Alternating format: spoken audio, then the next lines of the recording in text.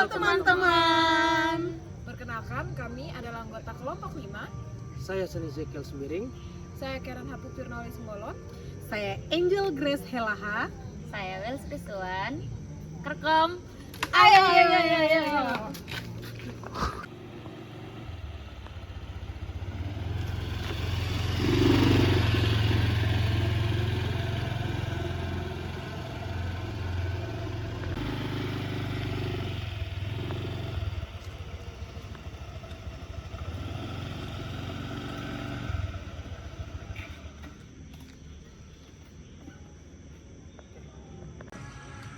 Guys, kalian lihat ada salah satu mahasiswa dari kampus kita yang terbukti jadi pelaku kekerasan seksual loh. Halo teman-teman. Halo Kak. Kita lagi bahas apa teman-teman? Ini loh Kak, kita lagi bahas ada salah satu mahasiswa dari universitas kita yang jadi pelaku kekerasan seksual. Iya kan? Iya, ini Aku ada nonton loh videonya. Katanya pelakunya nerobos masuk. terus bukan cuma itu aja. Dia beberapa cara yang dia lakukan, contohnya kayak dia ngajak bersetubuh dengan korban. Bayangkan loh, kalian bayangkan. Separah itu. Iya, loh. makanya kasihan korbannya tuh sampai ngalamin trauma loh. Ya ampun, aku juga kalau jadi korbannya aku tertekan sih. Benar. Ke kampus juga aku bisa malu. Iya. Orang. Terus dia gimana? Nggak tahu ya. Tapi nggak tahu lagi sih kelanjutannya dari dia ini bagaimana. Tapi kan dampaknya lebih banyak korban kan, karena korban yang merasa tersakiti. Kataku itu harus ditindaklanjuti. Makanya Tapi sampai sekarang ada proses tindak lanjutnya atau belum? aku sih nggak tahu juga sih Kak, soalnya belum ada nih pembahasan lanjut tentang si pelaku ini. Soalnya aku juga baru tahu sih, baru dengar dari kalian. Makanya ini juga kita baru lihat di story Instagramnya orang. Banyak loh itu dibahas. Guys, tapi menurut kalian belakangan ini tuh memang terjadi banyak kasus kekerasan seksual nggak sih? Ya Kak, kemarin banget itu aku baru baca berita tentang ini kasus pelecehan dosen ke mahasiswa Kak. Jadi iya, Di mana tuh? aduh aku lupa lagi di mana. Intinya itu mahasiswanya itu dia tuh kayak ngepost masalahnya dia itu di story kan Kak. Terus dilihat sama dosennya. Jadi dosennya ini tuh kayak pura-pura nawarin bantuan gitu. Jadi si mahasiswa ini kayak terima bantuannya gitu. Terus mereka itu ketemunya itu di kosan si cewek ini. Terus sampai sana itu dilecehin, sampai ditarik-tarik ke kamar. Nah untungnya itu ada CCTV dan si cewek ini mau ini ngelaporin ke polisi Kak. Iya, aneh banget sih orang-orang, parah banget. Parah. Mana sih? Aku mau lihat dong beritanya. Kamera pengawas di sebuah rumah kos ini merekam aksi bejat seorang dosen yang melakukan pelecehan seksual terhadap mahasiswinya. Sang mahasiswi berusaha menghindar dengan keluar kamar kos, namun berusaha ditarik ke dalam kamar kos oleh pelaku. Peristiwa yang terjadi pada Jumat lalu ini bermula saat korban membuat status di media sosial tentang masalah yang dialaminya. Pelaku yang membaca status lalu berpura-pura menawarkan solusi, namun ternyata saat datang korban justru mendapat pelecehan. Dari keterangan Kasat Reskrim Polres Buleleng AKP Pica Armedi pada Senin, dengan bukti rekaman CCTV dan alat bukti lainnya, polisi telah menetapkan sang dosen sebagai tersangka. Dan setelah dilakukan gelar perkara, terpenuhinya unsur pasal 6 huruf A atau B terkait dengan Undang-Undang Nomor 12 Tahun 2022, yaitu tentang tindak pidana kekerasan seksual. Masih tentang kasus dugaan pelecehan seksual, polisi yang telah menerima laporan dugaan kasus pelecehan seksual terhadap buruh perempuan dengan modus staycation bersama pimpinan perusahaan untuk memperpanjang kontrak, akhirnya menaikkan kasus ini ke tingkat penyelidikan. Dikonfirmasi Senin siang, Unit Perlindungan Perempuan dan Anak Satreskrim Polres Metro Bekasi telah melayangkan surat pemanggilan terhadap terlapor yakni seorang manajer perusahaan dan sejumlah saksi pasca menerima laporan dari korban berinisial AD. Kemudian untuk 2 orang saksi lagi kita undang untuk klarifikasi pada hari Rabu tanggal 10 Mei 2023. Berarti surat sudah dilayangkan? Iya, telah kami layangkan. Sebelumnya, viral di media sosial unggahan akun Twitter @miduk17 yang berisi tentang persyaratan staycation bersama pimpinan perusahaan bagi karyawati yang ingin diperpanjang kontraknya. Menanggapi informasi tersebut, Kepala Bidang Hubungan Industrial Dinas Ketenagakerjaan Kabupaten Bekasi, Nur Hidayah, menyatakan pihaknya telah berkoordinasi dengan pihak kepolisian dan Dinas Pemberdayaan Perempuan untuk menyelidiki kasus ini. Tim Liputan CNN Indonesia. Barusan aku nonton ada berita yang nayangin kalau ada ini kasus pelecehan juga di Jakarta tuh kalau nggak salah. Itu kasusnya gini, ini supir taksi dia melecehkan ini penumpangnya perempuan. Itu untungnya sudah diringkus tuh, sudah ditangkap dan polisi juga berhasil ngamanin bukti-buktinya. Nih coba lihat nih. Ini sih mau lihat. Beralih kepada informasi kekerasan seksual, pemirsa, di mana Polda Metro Jaya melalui Direktorat Reserse PPA dan PPO berhasil mengungkap kasus dugaan tindak pidana kekerasan seksual yang dilakukan oleh seorang pengemudi transportasi online pada 14 Maret lalu.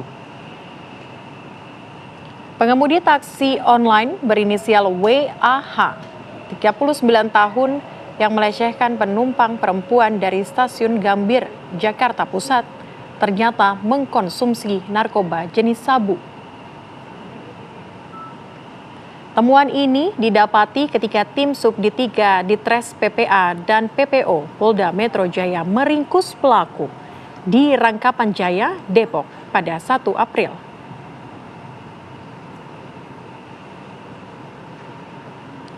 Proses penangkapan pelaku ini bersamaan dengan sejumlah barang bukti yang berhasil diamankan, seperti 2 buah ponsel, plat nomor mobil, 2 buah obat kuat, 3 buah alat kontrasepsi, dan 32 buah plastik bekas sabu.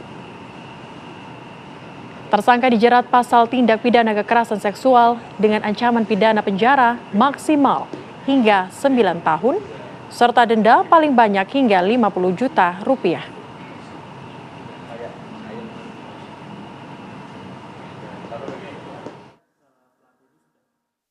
Dia melakukan upaya perbuatan cabul dengan cara memegang dan meremas paha korban. Kemudian dia juga sempat lompat ke belakang melakukan upaya menindih tubuh korban secara paksa, dan di situ korban menolak. Kemudian ada upaya perlawanan dari korban hingga keluar dari mobil, yang mana ketika kami lakukan pemeriksaan dan penggeledahan ditemukan bahwa ada beberapa sarana alat yang digunakan untuk menggunakan narkoba.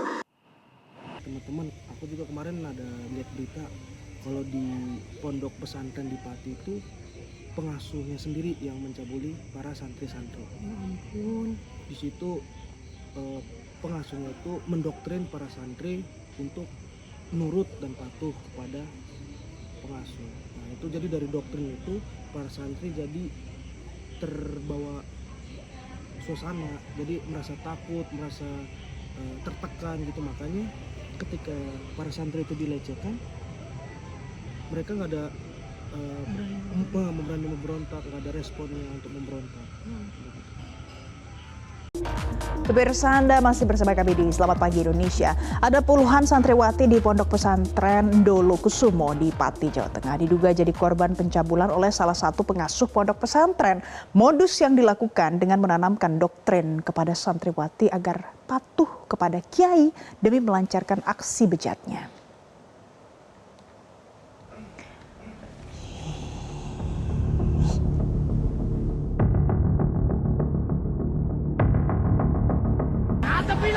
Dengan menanamkan doktrin Thorikoh kepada para santrinya, A, oknum pengasuh Pondok Pesantren Dolokusumo di Telogosari, Kecamatan Telogowungu, Pati, Jawa Tengah, diduga memuluskan niat bejatnya. Fakta ini diungkapkan oleh Kasat Reskrim Polresta Pati Kompol Dika Hadian Widyama saat menggelar konferensi pers kepada sejumlah awak media. Menurut Kasat Reskrim, pelaku memanfaatkan doktrin tersebut dengan menyampaikan kepada korban bahwa seorang murid atau santri harus tunduk dan patuh kepada kiai atau gurunya. Yakni dengan modus saja. Jadi modusnya meyakinkan, mendoktrin kepada santriwatinya dengan doktrin yakni torikot. Yang intinya di situ namanya murid harus nurut dengan guru. Dalam hal ini di pesantren berarti kan santriwati nurut dengan ustadz maupun kiai. Dari kronologis tersebut kita sudah melakukan upaya. Jadi mulai dari mindik sudah kita lengkapi, bahkan saksi ahli sampai olah TKP, dan pada saat ini kita sudah menetapkan juga yang bersangkutan sebagai tersangka. Gerak cepat juga dilakukan Kementerian Agama Provinsi Jawa Tengah yang mengambil langkah tegas dan mencabut izin operasional Pondok Pesantren Dolokusumo di Pati.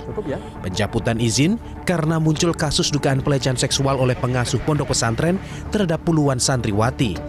Yang bersangkutan, yang pelaku, yang namanya Pak Asyhari, itu sebagai pendiri pondok pesantren, maka dinonaktifkan dan dikeluarkan dari yayasan. Jika poin 1 dan 2 tidak diindahkan oleh yayasan pondok pesantren itu, maka izin operasional atau tanda daftar pondok pesantren itu dicabut secara permanen. Sementara itu, Ali Yusron, kuasa hukum korban, berharap korban lain bisa melapor dengan jaminan perlindungan hukum. Selain itu, pemerintah juga didesak untuk hadir memberikan pendampingan psikologis.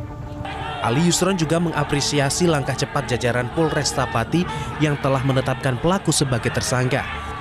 Namun demikian, ia mendesak agar polisi segera melakukan penahanan, bahkan pemanggilan paksa, lantaran tersangka dinilai tidak kooperatif setelah mangkir dari panggilan pemeriksaan. Saya menekankan kepada Pak Kapolres beserta jajarannya agar kasus ini sudah viral di nasional, sudah dilihat oleh Jakarta, di seluruh Indonesia.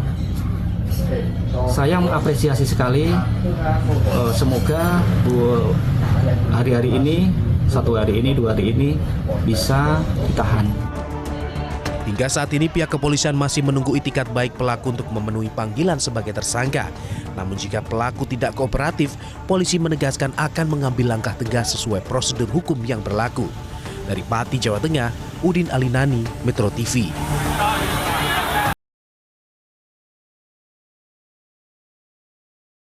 Jakarta, Tim Liputan Berita 1.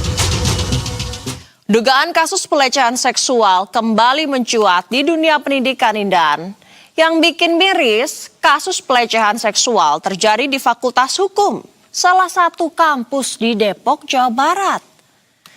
Saat sidang, terduga pelaku dituntut meminta maaf di depan ratusan mahasiswa di internal kampus. Lagi rame nih, bikin gemes.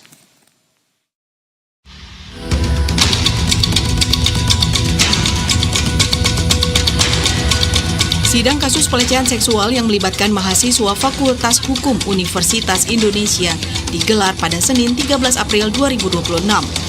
Sebanyak 16 mahasiswa yang diduga terlibat dalam grup chat bermuatan pelecehan akhirnya dimunculkan ke hadapan publik dalam forum terbuka di Depok, Jawa Barat. Momen tersebut menyedot perhatian ratusan mahasiswa yang hadir dan meluapkan emosi kepada para terduga pelaku. Dari belasan orang yang diduga terlibat, 2 diantaranya dihadirkan langsung dalam forum itu. Suasana sempat memanas, mahasiswa yang hadir meneriaki para pelaku dengan sebutan pengecut, serta mempertanyakan motif dibalik dugaan tindakan pelecehan. 2 terduga pelaku berinisial I dan R kemudian menyampaikan permintaan maaf secara terbuka di hadapan mahasiswa. Keduanya mengaku menyesali perbuatannya dan siap menerima sanksi sesuai aturan yang berlaku. Saya ingin meminta maaf sedalam-dalamnya, yang saya tahu kata maaf juga tidak cukup.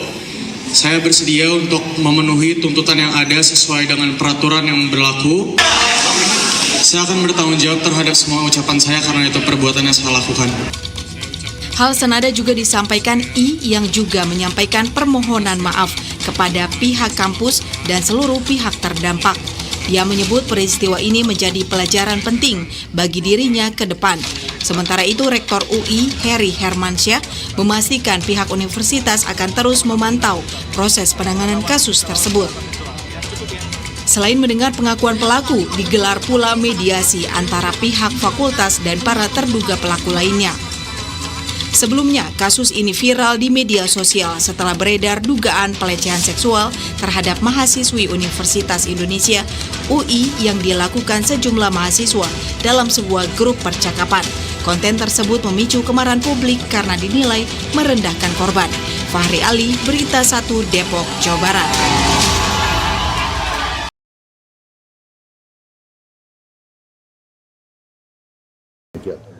Polda Jawa Barat kembali menjerat Taufik Hidayat, pelaku penyekapan dan penganiayaan terhadap YTR dengan pasal tambahan terkait tindak pidana kekerasan seksual dengan ancaman hukuman 12 tahun penjara.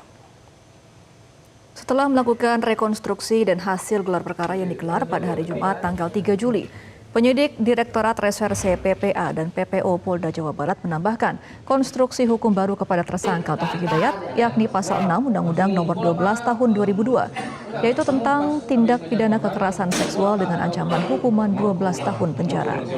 Karena bersifat akumulatif, maka total hukuman yang akan dihadapi oleh tersangka Taufik Hidayat yakni 36 tahun.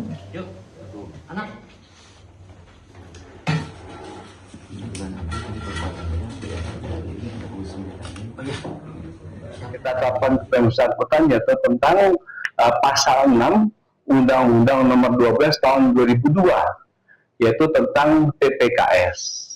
PH saat ini telah kita jerat dengan 3 pasal berlapis. Dan sebelumnya sudah kita sampaikan bahwa yang bersangkutan telah melakukan suatu tindak pidana yang telah menjalankan hukuman, ya, 1 tahun 8 bulan yang terdahulu, sehingga tindak pidana berulang ini atau residivis ini akan menambah pemberatan daripada hukuman. Mungkin menurut kalian tuh kenapa sih kekerasan seksual itu sering banget terjadi? Kalau berbicara tentang kenapa kekerasan seksual itu sering terjadi, kita tuh harus lihat dulu kekerasan seksual ini tuh apa sih? Karena kadang-kadang orang tuh tidak memahami kekerasan seksual itu apa. Jadi kekerasan seksual itu merupakan salah satu bentuk pelanggaran hak asasi manusia yang hingga kini masih menjadi sebuah persoalan yang serius di tengah masyarakat Indonesia. Mungkin teman-teman juga yang ada di sini pernah melihat atau mungkin saja pernah merasakan menjadi korban atau melihat bagaimana kekerasan seksual terjadi di dekat teman-teman, mulai dari berita atau secara langsung begitu. Tapi kita juga harus melihat bagaimana kekerasan seksual ini bukan saja itu terjadi di sebuah ranah privat, tetapi juga ada di ranah publik, bahkan hingga ke lembaga-lembaga pendidikan seperti yang tadi sudah kita bahas mengenai kasus-kasusnya. Terus bisa juga terjadi di ranah negara begitu. Kita juga harus ketahui bahwa Indonesia itu juga telah memiliki undang-undang untuk tindak pidana kekerasan seksual, yaitu Undang-Undang Nomor 12 Tahun 2022 tentang tindak pidana kekerasan seksual.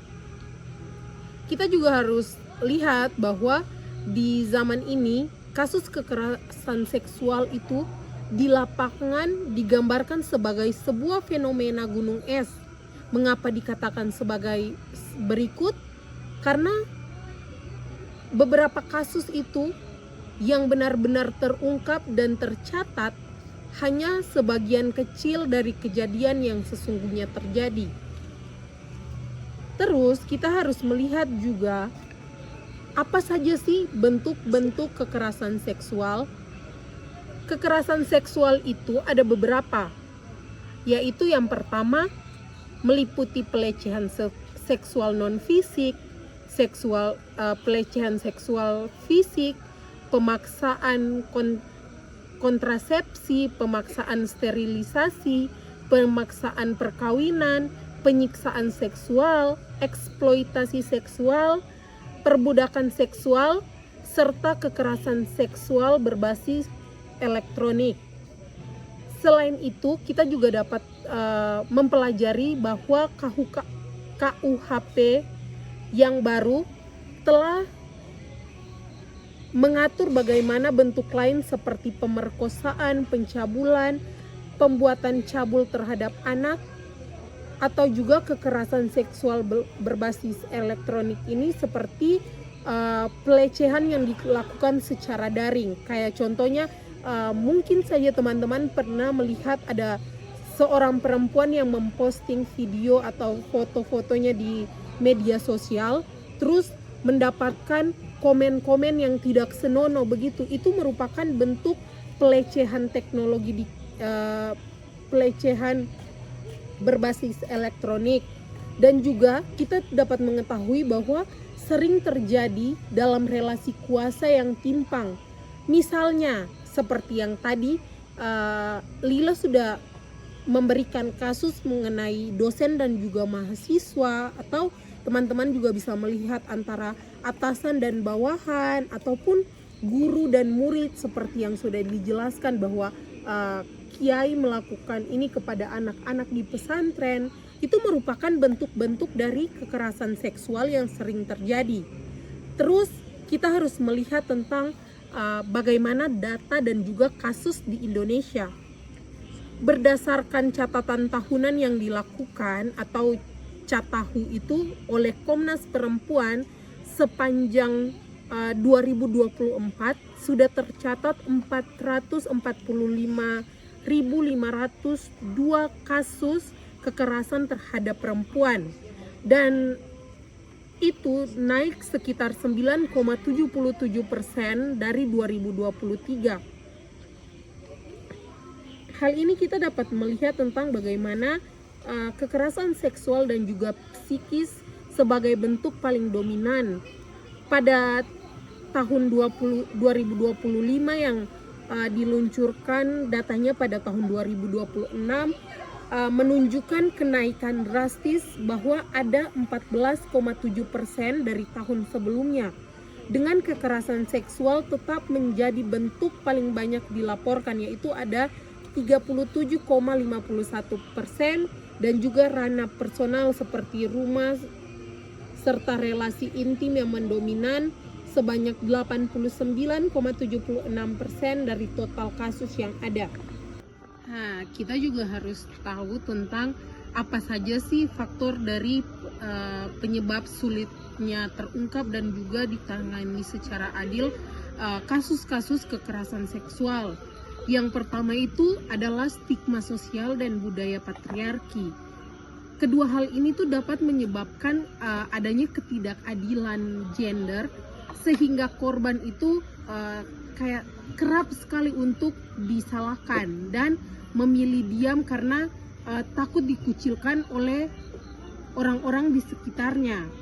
Terus yang kedua adalah bagaimana perspektif aparat penegak hukum yang sering membebani korban dalam pembuktian bukti korban enggan melapor, dan juga tingkat penerapan undang-undang TPKS oleh aparat tercatat sangat minim, bahkan di bawah 0,4% pada tahun 2022.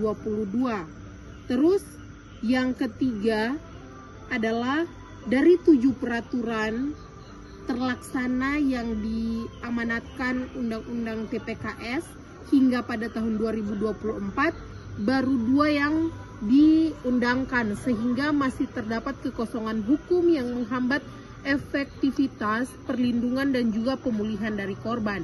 Yang keempat adalah bagaimana adanya kesenjangan perspektif antara aparat penegak hukum yang berfokus pada penghukuman pelaku dan juga lembaga layanan yang mengedepankan pendampingan korban, membuat korban kerap harus berulang kali menceritakan pengalamannya, sehingga berpotensi untuk memperparah trauma. Yang kelima adalah kekerasan seksual sering terjadi di ruang privat, sehingga tanpa adanya saksi mata dan juga minim bukti fisik, sehingga sulit untuk dibuktikan secara hukum oleh korban. Yang keenam adalah ketimpangan relasi kuasa antara pelaku dan juga korban secara di dalam tempat kerja, di dalam dunia pendidikan maupun dalam dunia keagamaan, yang membuat korban ini rentan untuk menerima ancaman atau juga tekanan sosial ekonomi jika dia melapor. Dan yang terakhir adalah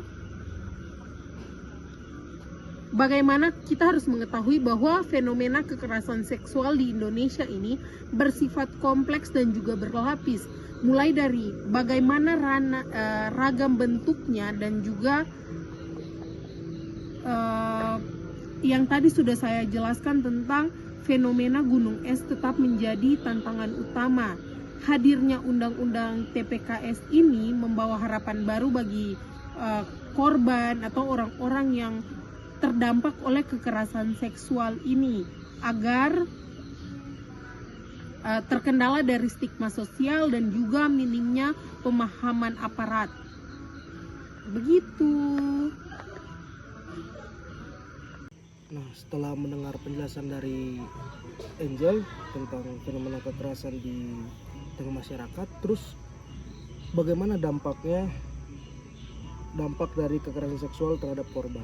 Dampak psikologis pada anak-anak, trauma akibat kekerasan seksual itu bisa mengancam kepercayaan anak terhadap orang tua karena mereka mengalami yang namanya pengkhianatan.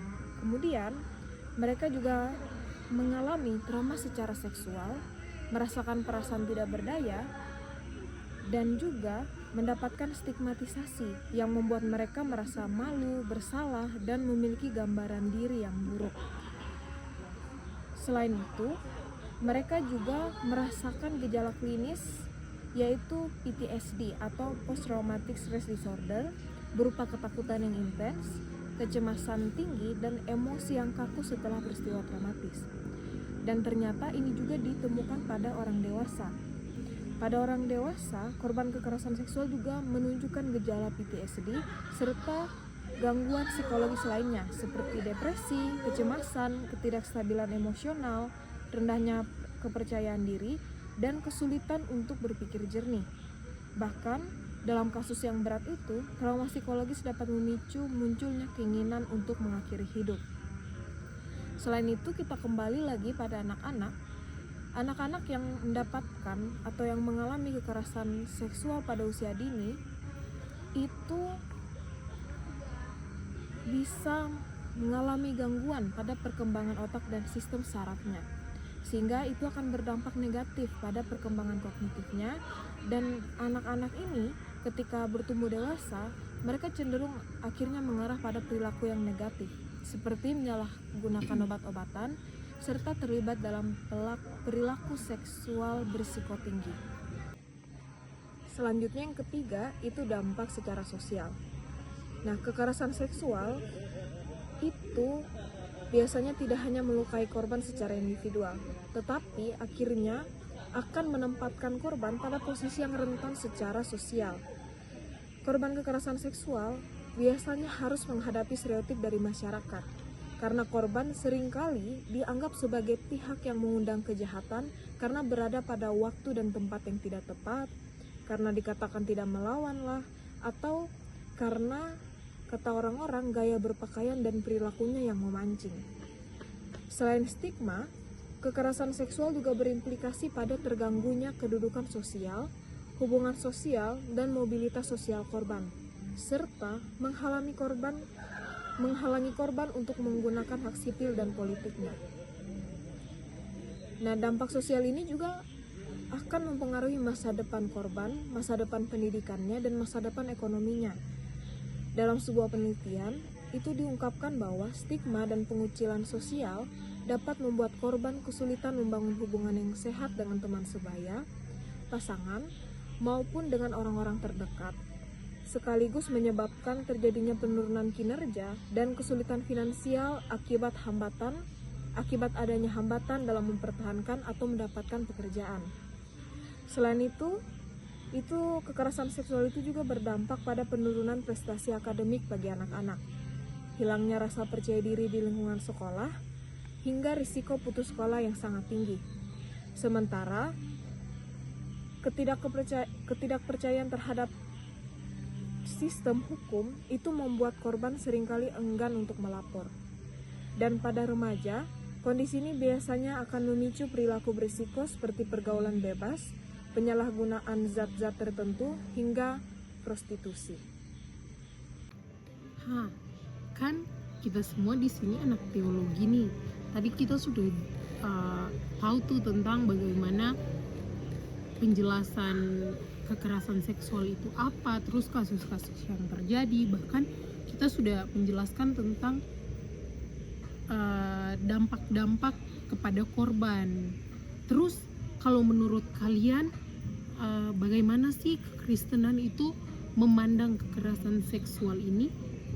Nah, sekarang kita akan masuk pada perspektif kekristenan terhadap kekerasan seksual. Yang pertama itu manusia sebagai gambar Allah atau imago Dei. Jadi iman Kristen ini berangkat dari keyakinan bahwa manusia diciptakan menurut gambar dan rupa Allah, yaitu imago Dei. Jadi setiap manusia maupun laki-laki ataupun perempuan itu memiliki martabat yang setara, mulia, dan tidak dapat direduksi menjadi sekedar objek. Jadi manusia itu diciptakan Allah yang paling istimewa. Dia itu berbeda dari ciptaan lain, dan intisari gambar Allah itu terletak pada relasi tanggung jawab manusia kepada Allah, kepada sesama, dan kepada dirinya sendiri. Konsekuensi teologis dari keyakinan ini sangat mendasar bagi persoalan kekerasan seksual. Jika setiap pribadi membawa cap gambar Allah dalam dirinya, maka tubuh manusia itu bukan hanya sekedar materi biologis yang dapat diperlakukan sewenang-wenang, tetapi itu menjadi tempat kudus yang mencerminkan kehadiran Allah itu sendiri. Nah, tubuh perempuan maupun laki-laki sebagai bagian dari keseluruhan pribadi memiliki nilai intrinsik yang menuntut penghormatan, bukan penguasaan atau eksploitasi. Nah, ketika tubuh korban ini dilukai melalui kekerasan seksual yang dihancurkan bukan hanya fisiknya, tetapi juga martabat ilahi yang diberikan Allah kepadanya. Sehingga kekerasan seksual sesungguhnya juga merupakan penghinaan terhadap kehendak Allah atas kehidupan manusia. Nah, dengan demikian, dari sudut pandang iman Kristen, kekerasan seksual ini bukan hanya sebagai pelanggaran hukum negara atau norma sosial, melainkan dosa yang menyerang inti hakikat manusia sebagai gambar Allah, suatu tindakan yang mencederai hubungan manusia dengan penciptanya sekaligus merusak persekutuan hidup bersama Allah yang dikehendaki. Oke, yang kedua itu ada relasi kuasa yang menyimpang dalam kekerasan seksual.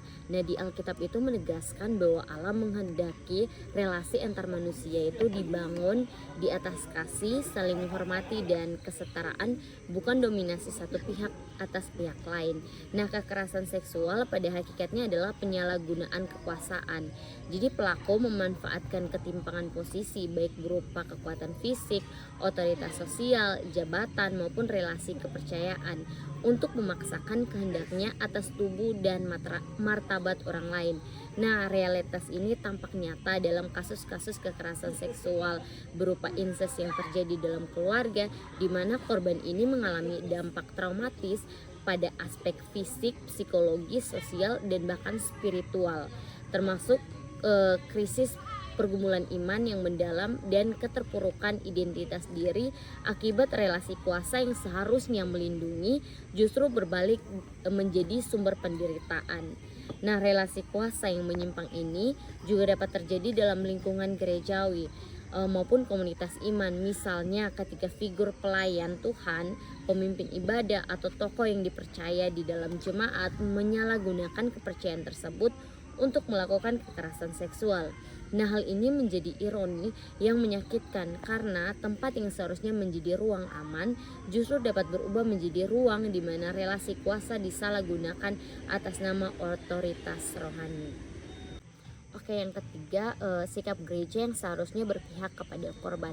Nah, di Alkitab, Allah itu digambarkan sebagai Allah yang membela kaum lemah dan menuntut keadilan bagi mereka yang tertindas, sehingga keberpihakan kepada korban itu bukanlah pilihan opsional bagi gereja, melainkan konsekuensi langsung dari karakter Allah yang gereja imani dan beritakan. Nah, tapi sayangnya riset lapangan menunjukkan bahwa respon gereja terhadap korban kekerasan seksual ini belum selalu mencerminkan keberpihakan secara utuh. Nah, di sejumlah gereja tertentu menunjukkan empati terhadap korban, tetapi belum sepenuhnya mampu membangun ruang aman yang peka terhadap trauma serta pendampingan yang menyentuh dimensi tubuh dan spiritual korban secara menyeluruh, sehingga diperlukan reformasi pelayanan pastoral yang lebih kontekstual, relasional, dan inkarnasional, di mana kehadiran Allah ini diwujudkan melalui solidaritas dan tindakan nyata gereja.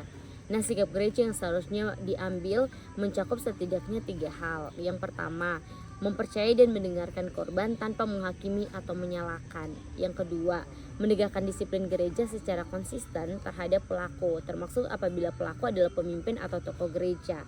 Dan yang ketiga adalah menyediakan pendampingan pastoral yang berkelanjutan dan pemulihan bagi korban, alih-alih hanya berfokus pada pemulihan nama baik institusi.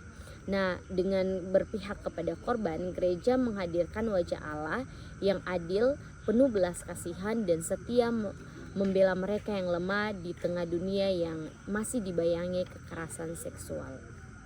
Seperti yang sudah dijelaskan Lila mengenai penjelasan tentang etika seksual Kristen, di mana etika seksual Kristen itu merupakan ajaran moral yang berlandaskan pada Alkitab dan menempatkan seksualitas sebagai anugerah dari Tuhan yang harus dijalankan sesuai dengan kehendaknya.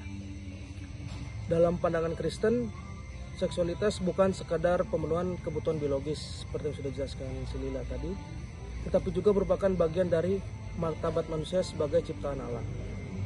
Oleh karena itu, penjelasan mengenai etika seksual Kristen yang pertama adalah menekankan prinsip kasih, di mana prinsip kasih ini berpijak pada kasih Yesus sebagai dasarnya, sehingga setiap norma dan keputusan etis termasuk dalam ranah seksualitas harus diukur dari sejauh mana ia mencerminkan kasih Allah kepada manusia dan kasih antar manusia.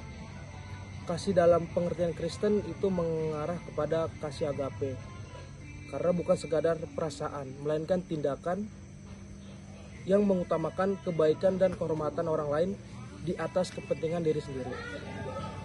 Dalam konteks seksualitas, kasih semacam ini menuntun kepada penghargaan atas tubuh dan kehendak pasangan. Bukan pemuasan hasrat yang mengabaikan martabat orang lain, karena kasih tanpa keadilan akan menjadi lemah, sedangkan keadilan tanpa kasih akan menjadi keras, sehingga keduanya harus berjalan berdampingan sebagai satu kesatuan etis yang utuh. Namun ketika prinsip kasih ini diterapkan secara konsisten, maka segala bentuk relasi seksual yang dibangun di atas paksaan, manipulasi atau eksploitasi jelas bertentangan dengan kasih Kristiani. Sebab kasih sejati tidak pernah memperalat atau menyakiti pihak yang dikasihi. Sehingga tidak boleh ada yang merasa lebih berkuasa atau memaksa pasangannya, karena jika ada seseorang yang menggunakan usia, jabatan, kekayaan, ataupun posisi rohaninya untuk memaksa atau memanipulasi orang lain demi kepuasan seksual, seperti kasus-kasus yang sudah dibicarakan sebelumnya, itu tidak sesuai dengan apa yang dikehendaki oleh Tuhan. Oleh karena itu, Tuhan mengkehendaki agar setiap orang diperlakukan sebagai pribadi yang berharga, bukan sebagai alat untuk memenuhi kepentingan orang lain. Nah, kemudian etika seksual dalam kekristenan juga menekankan panggilan untuk melindungi yang lemah. Sederhananya, sebagai orang Kristen kita dipanggil untuk membela orang yang mengalami ketidakadilan, termasuk korban kekerasan seksual. Allah mengasihi dan membela mereka yang lemah, sehingga kita sebagai ciptaannya juga tidak boleh menutup mata ketika melihat atau mengetahui adanya kekerasan seksual.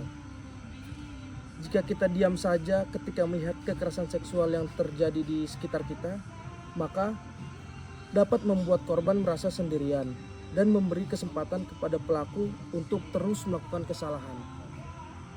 Oleh karena itu, gereja dan orang-orang percaya harus berani mendukung korban, mendengarkan mereka, memberikan pendampingan, serta memastikan bahwa kebenaran itu ditegakkan.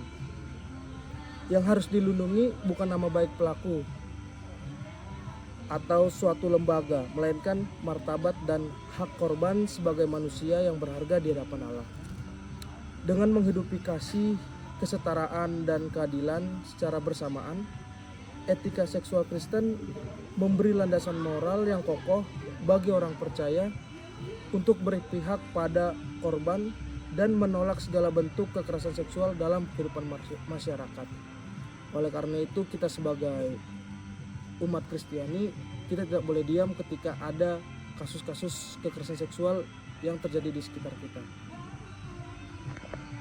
Pada akhirnya, kasih, kesetaraan, dan keadilan merupakan 3 pilar utama etika seksual Kristen.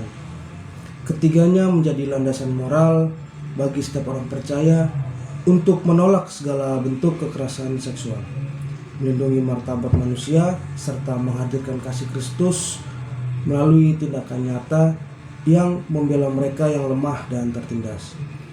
Oleh karena itu, yang pertama, kasih melahirkan penghormatan, kesetaraan menciptakan relasi yang sehat, dan keadilan menghadirkan pemulihan. Maka dari itu, sebagai orang percaya, marilah kita menjadi pelindung, bukan menjadi pembiar terhadap segala bentuk kekerasan seksual. Dari tadi kan kita sudah mendengar nih penjelasan mulai dari aku sudah menjelaskan, terus Karen, Lila, terus Kasyan juga sudah menambahkan mengenai banyak hal. Jadi teman-teman, dalam hal ini kita harus mengetahui bahwa pencegahan kekerasan seksual dalam sebuah komunitas iman itu perlu dimulai sejak dini, terutama melalui bagaimana adanya pendidikan yang membekali anak dan juga remaja dengan pemahaman tentang tubuh mereka, batasan pribadi mereka dengan orang lain, dan juga penghormatan mereka terhadap diri sendiri maupun terhadap orang lain. Karena maraknya kasus kekerasan seksual saat ini merupakan salah satu masalah yang sangat serius, yang menuntut sebuah perhatian khusus, sehingga pendidikan seksual bagi anak melalui pelayanan sekolah minggu ataupun menjadi bagi orang-orang yang lebih tua mengajarkan anak-anak kecil, sangat penting upayanya untuk dapat dilakukan oleh gereja atau orang-orang yang ada di sekitar kita, atau bahkan mulai dari kita sendiri. Dan juga kita harus mengetahui bahwa peran gereja itu dapat menjadi sebuah ruang aman dan juga melakukan pendampingan bagi korban.